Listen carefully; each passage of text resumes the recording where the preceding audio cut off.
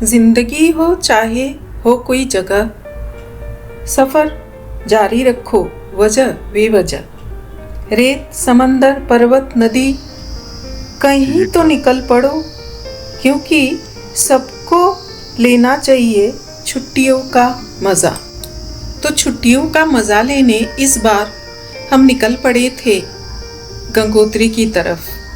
कहते हैं 4 धाम की यात्रा करने से सारे पाप धुल जाते हैं। पाप धुलेंगे कि नहीं धुलेंगे ये तो पता नहीं, पर दिल्ली हवाई अड्डे से फ्लाइट पकड़ के पहुंच गए थे देहरादून के होटल में। दशहरे की छुट्टी था तो एक खूबसूरत जगह घूमना तो बनता था।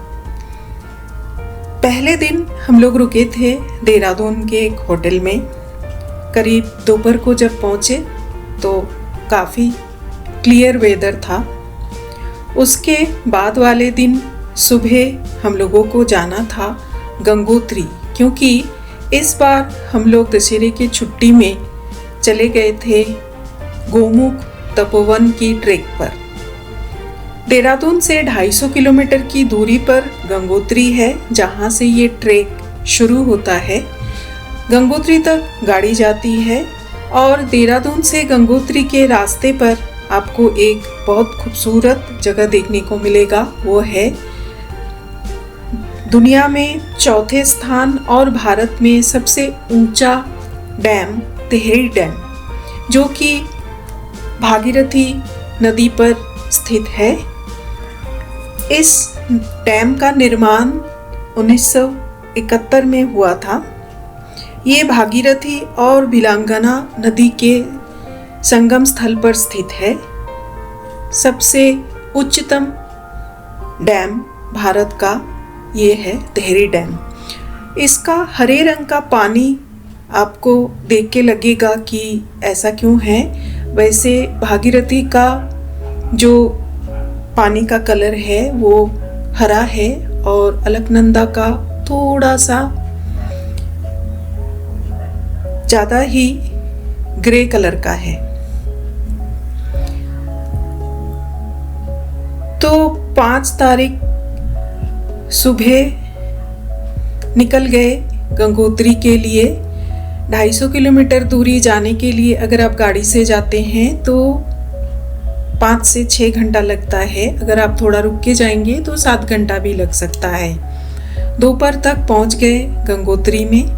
गंगोत्री में हम लोगों को रुकना था 2 दिन के लिए। एक दिन पहुंचेंगे, दूसरे दिन वहाँ पर आपको वेदर के साथ एक्लेमेटाइज होना पड़ेगा, क्योंकि गोमुख और तपोवन का जो तापमान है वो काफ़ी अलग है। इसलिए एक्लेमेटाइजेशन के लिए आपको एक दिन रुकना पड़ता है। गंगोत्री पहुँच के आप चारों तरफ का नज़ारे का आनंद ले सकते हैं। गंगोत्री में माँ गंगा का मंदिर है, वहाँ जा सकते हैं। और सबसे बड़ी बात, जो आपको ले जाएंगे, कोई एक ट्रैवल एजेंट के साथ आपको जाना पड़ेगा गोमुख की तरफ। उनके साथ आप मिल के बातचीत करके अगले 5-6 दिनों का जो भी आप लोगों का प्लान है वो आपको तय कर लेना होता है। और शाम को आप गंगोत्री मंदिर के सामने गंगा के किनारे जो आरती है उसका आनंद ले सकते हैं।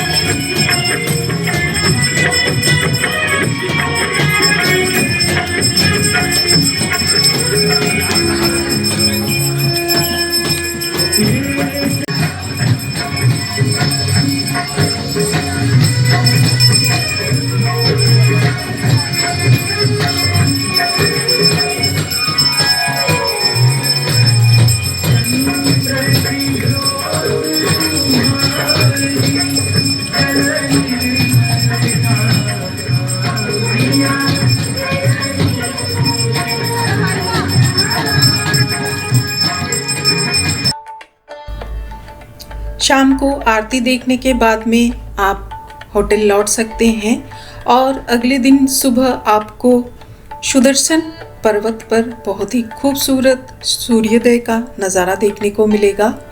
उसके बाद आपको ट्रैकिंग की तैयारी के लिए कुछ देर चलना पड़ता है और उन लोगों का और कुछ पैरामीटर रहता है जो आपको फुलफ़िल करने से ही गोमुख तक जाने का आपको परमिशन मिलता है।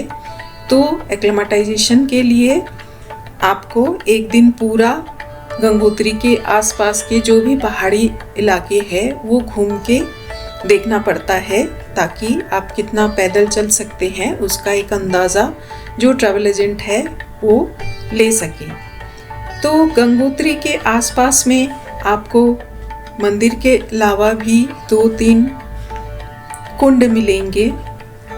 हॉट स्प्रिंग है, एक फॉरेस्ट गेस्ट हाउस है, एक खूबसूरत मार्केट है जहाँ पर आप घूम सकते हैं, कुछ खरीद सकते हैं, और गंगा किनारे पैदल जाने का रास्ता है जहाँ पर चलने से आपको एक अंदाज़ा लग सकता है कि आप कैसे गोमुख तक जा सकते हैं।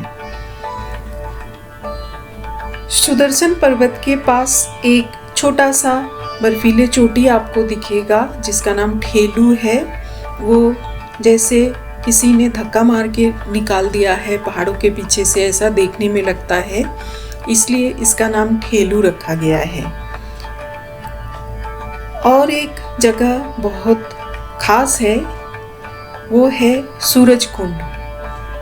कहते हैं शिवजी के जटा से गंगा जब धरती पर आने के लिए तैयार हुए तो शिवजी उनको जटा में इसलिए धारण किए क्योंकि अगर गंगा खुद से धरती पर उतरते तो बहुत तेज गति से उतरते, जो धरती लेने के पोजीशन में नहीं थे। तो शिवजी ने उनको जटा में धारण करके उनका गति कम कर दिया।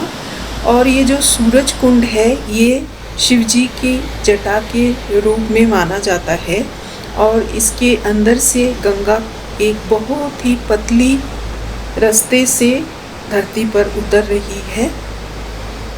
देख के लगता है कि एकदम शिवजी के जटा से गंगा धरती पर अवतरित हो रहे हैं।